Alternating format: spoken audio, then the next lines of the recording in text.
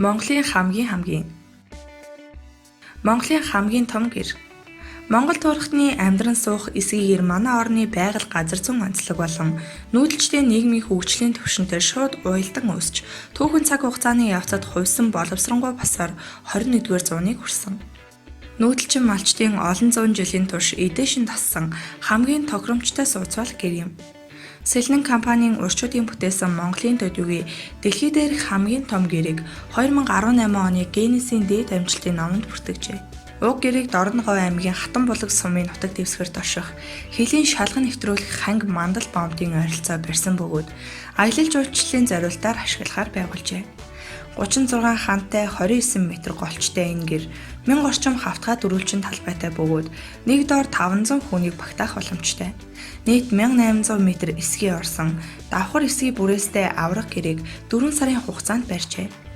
Гэрийн өндөр 14 м, үнэний урт нь 11.4 м бөгөөд 3 давхар барилгатай тэнцэнэ.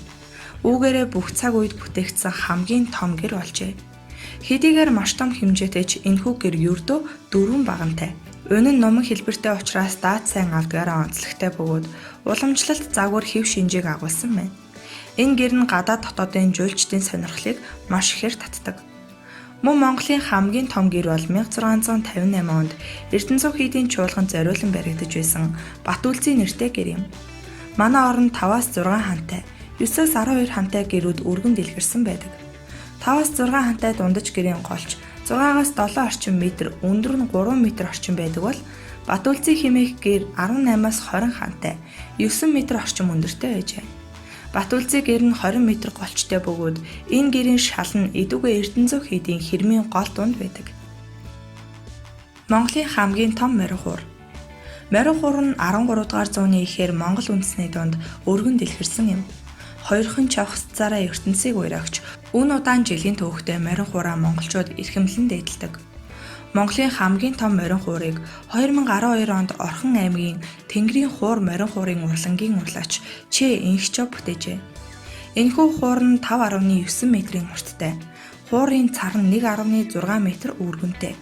Чавхцыг урлахад 22,000 м утас орсон бөгөөд ганц ч хадаас оруулалгүй нааж угларгадаж бүтээснээрээ онцлог бөгөөд Гиннесийн номонд бүртгүүлэх зорилгоор 1 жил орчим уралсан байна.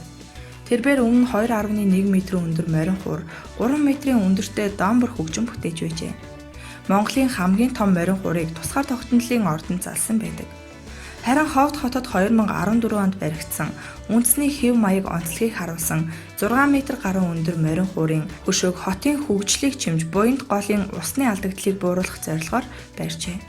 Ховд аймгийн төв хэсэг баруун дөрвөн замын чиглэл хуучнаар 25 айлын орон сууцны дэргэд Монгол түмний дээдэлдэг морин хуурыг залсан байдаг. Энэхүү гудамжийг хүмүүс морин хууртай гудамж гэж нэрлэх болжээ. Мөн дуу хуурын Өлгийн нутаг гэгдэх Дундговь аймагт Монголын хамгийн том морин хуурын хөшөө байдаг.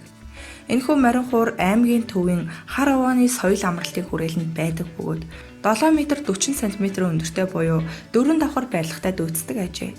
Хуурын өргөн нь 1.5 м, 40 см-ийн зузаантай. Энэ морин хуурыг 2007 онд сэлбэрч Өө анх баяр дархан ил цогцол нар бүтээн залжээ. Хуурын толгойг модоор сэлбэрлэн гаргаж, хуурын чавхцыг төмөр тороосоор их биеийг лист төмрөөр хийж бор шаргал өнгийн боронзон будгаар буутсан байдаг. Монголын хамгийн том ургийн бичиг. Монголчууд эрт дээр үеэс уг удмаа тэмдэглэн ургийн бичиг хөтөлж ирсэн уламжлалтай. Үндэсний архивын газарт 5 хантай гэрийн буйрын дээтэй Монголын төдийгүй дэлхийн хамгийн том ургийн бичиг хадгалагдаж байдаг. Ийм том хэмжээний ургийн бичиг Монголд хоёрхан байдгийн нэг нь Сэцэн хаан Шолонх юм. Ургийн бичигт түүний 11 хөвгүүний үр хөөхд ач гуч нийлсэн 12 үеийн 11,966 хүний нэр бичигдсэн Шолон удмын зөвхөн эрчүүдийн нэр юм.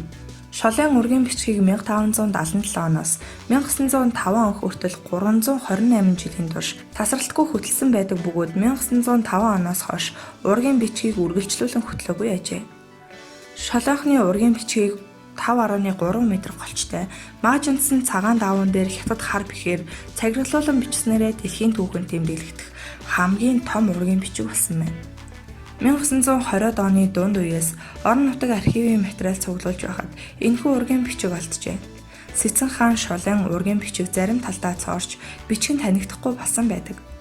Сонирхуулахад Гэрсэнц хунтаажийн удам амин дурлалын ач хүү шолын 1577 онд төрсөн бөгөөд 1620 онд Далай ламаас Сэцэн хаан цол хүртжээ.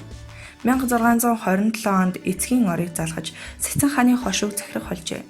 Халахын 3 аймгийн Сэцэн хааны захирагч байсан Шолой хаан 1646 онд манжуудтай дайтаж тэднийг буулт хийхэд хүргэж байсан хэмээн түүхийн хуудаснаа тэмдэглэсэн байдаг. Тэрбээр 1652 онд насан эцэлж түүний орыг 5 дугаар хөвгүн Бавун залгамжилжээ.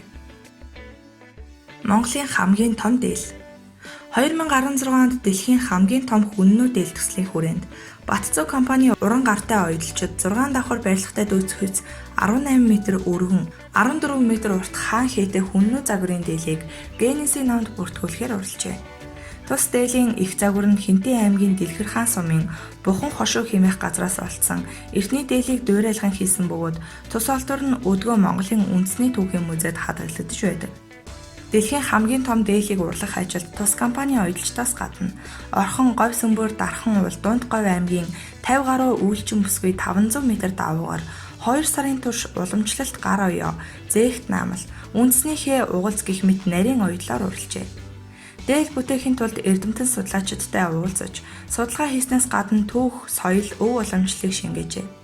Дээлийн зөвхөн энгэр дээд хэсэгт байх хаан хээ бол зүгээр нэг гангараа биш. Эр хүний сүлд хиймэр зэрэг зэндаа авхалж самбааг өргөдөг тарины үсэг юм.